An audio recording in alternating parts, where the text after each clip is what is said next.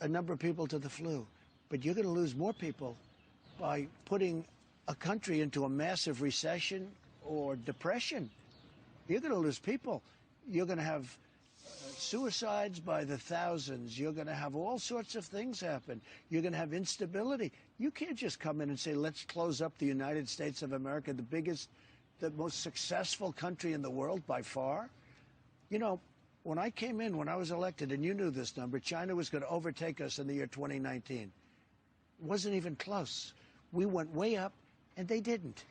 We've done great. They pay us a fortune in tariffs and everything else, and yet we have a good relationship with them. We just signed a trade deal. But we're the #1 in the world by far. And now a few people walk into the Oval Office and say, sir, we have to close up the country.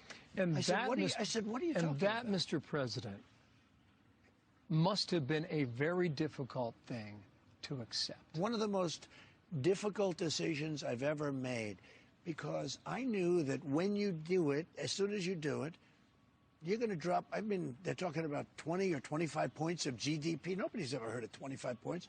If we went down a point, that's a big deal. Now, all of a sudden, you're basically turning off the country.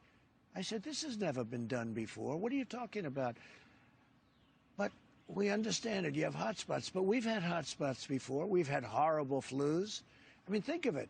We average 36,000 people, death. I'm not talking about cases. I'm talking about death. 36,000 deaths a year. People die, 36 from the flu. But we've never closed down the country for the flu. So you say to yourself, what is this all about? Bill, somehow the word got out that this is the thing we're supposed to be doing.